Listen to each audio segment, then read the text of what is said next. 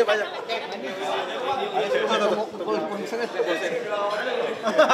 Kemarin kan kita liput yang ke MU. Ayo. Ya.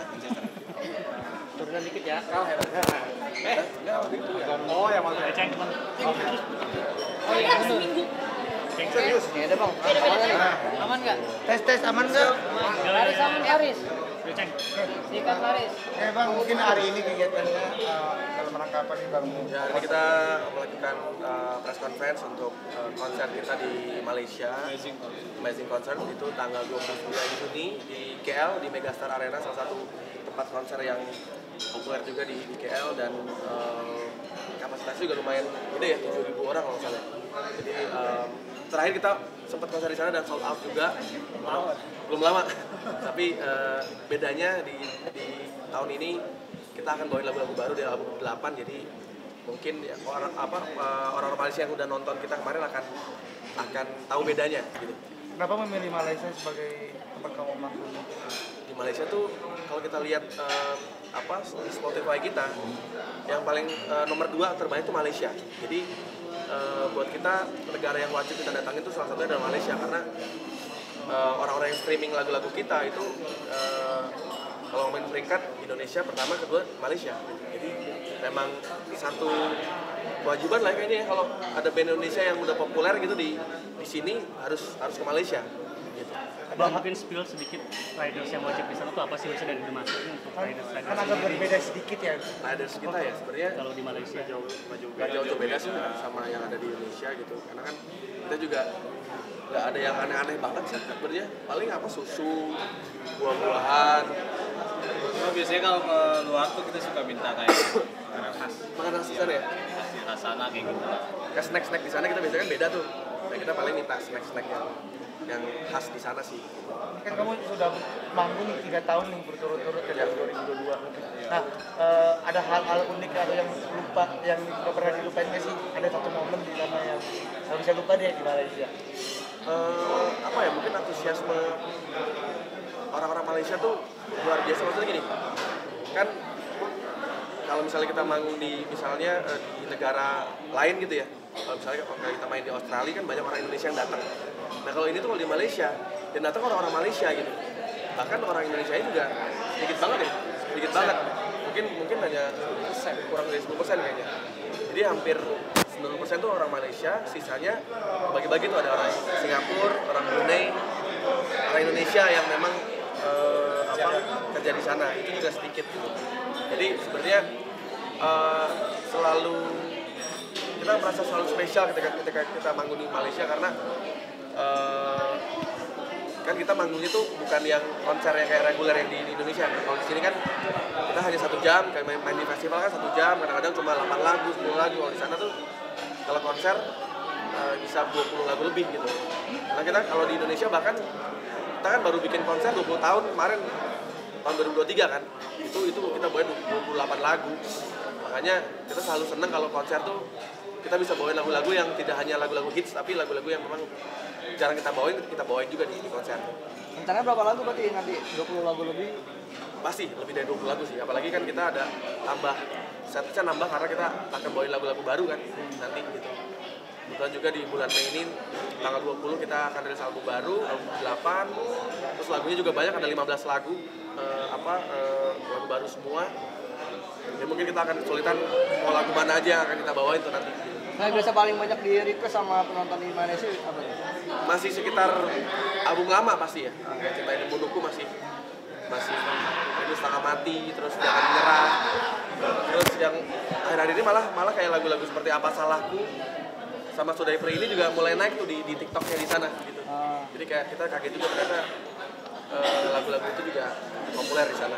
Tapi kan termasuk yang ini nggak sih, bosan bawain lagu yang itu aja yang mungkin requestnya banyak yang mintanya lagunya. Gimana?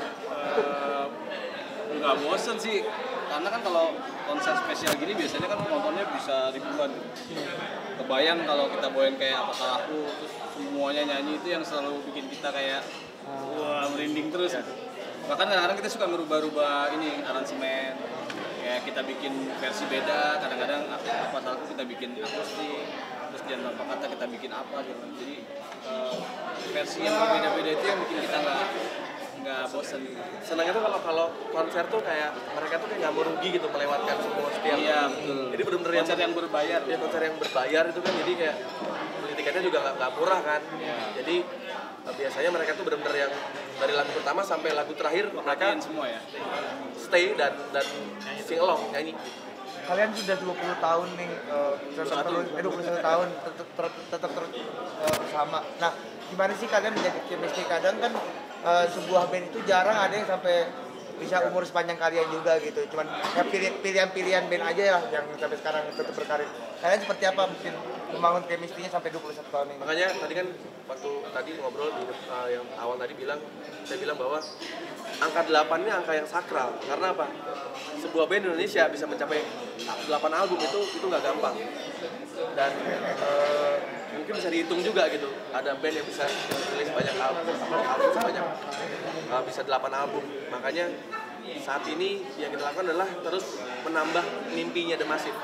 Jadi kalau kata orang mungkin kita udah 21 tahun itu ya udah punya 8 album, tapi buat kita merasa seperti kita tuh baru memulai terus gitu.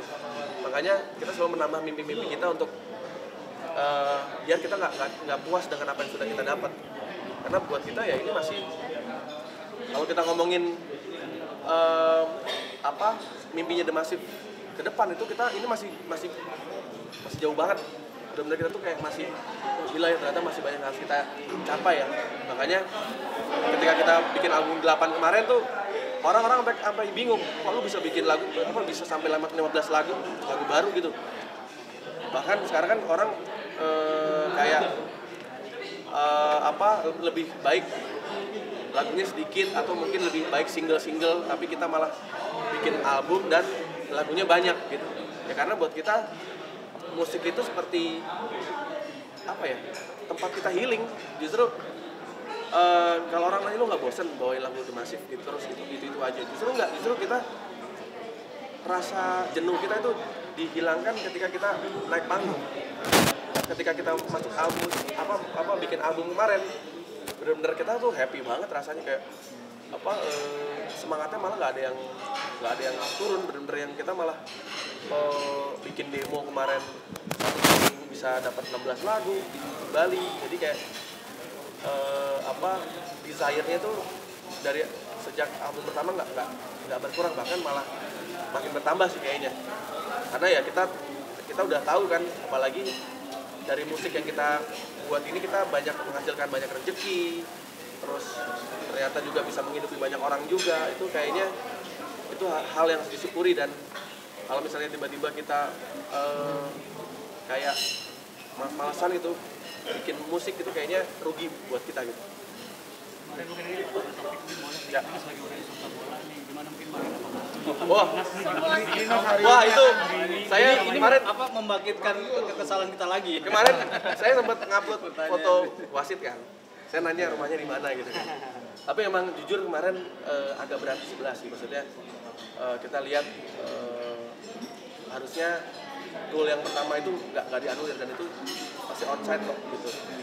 Itu jelas banget yang banyak kejanggalan juga ya. Yang Ferrari golin itu harusnya gol, tapi ternyata dianulir. Terus wasit kebanyakan lihat VAR, dikit-dikit VAR, giliran Kita nggak lihat. giliran kita dilanggar, kita malah wasitnya ngediemin gitu, cuek gitu. Jadi kayak harusnya sih Indonesia menang sih kemarin. Kalau misalnya, jadi setelah dianulir tuh kayak memang jadi agak sedikit drop secara mental ya gitu. Tapi buat kita timnas Indonesia tuh keren banget karena sudah mencetak sejarah ya, maksudnya belum pernah mencapai, gue merinding ya, maksudnya gue baru bisa ngelihat lagi kok timnas bisa main kayak gini ya gitu mainnya. Dia bisa ke belakang ke depan, terus tiki-takanya juga keren, nyalinya tuh nggak, kalau zaman dulu kan dapat bola buang jauh gitu. Kalau sekarang tuh kayak mereka berani main di area sendiri, bahkan sampai nyerang, terus kelihatan fisiknya juga bagus gitu. Dan ya kita sih berharap ini bisa menjadi awal yang baik ya buat nantinya.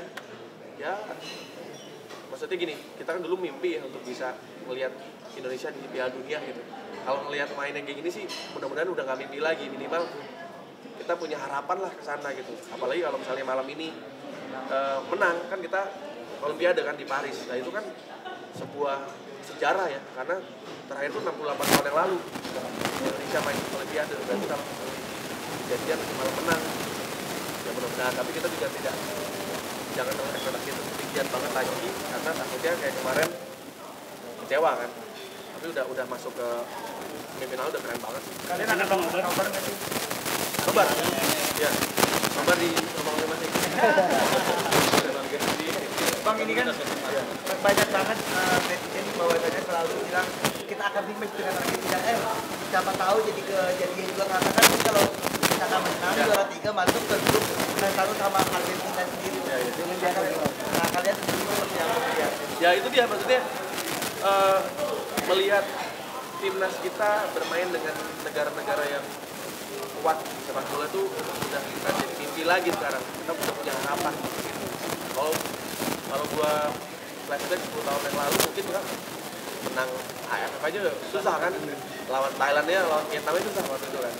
Tapi kita kemarin bisa dengan mudah, bahkan lawan Korea Selatan yang dan bilang itu kan negara Asia, macannya Asia ya, sepak bola gitu. Kita bisa menang, tapi kan kita sudah sangat tapi balik lagi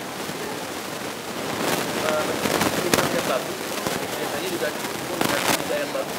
Ya mudah-mudahan pelan-pelan liga kita juga mulai diperbaiki, lebih profesional lagi, dan mudah-mudahan juga dari umur yang junior itu sudah dipupuk ya, maksudnya sudah disiapkan pemain-pemain kita untuk masa depan.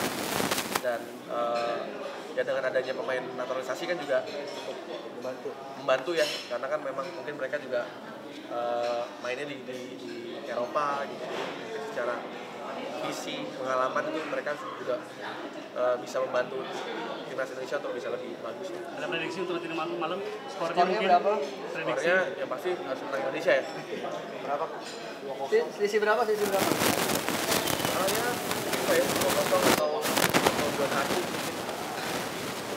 kayaknya kalau ada gol sih seru 2-1. aman ya teman-teman ya. Aman, teman-teman. Oke. Thank you. Sorry, nobar kalian. Mau ikut nobar dong. Boleh nggak?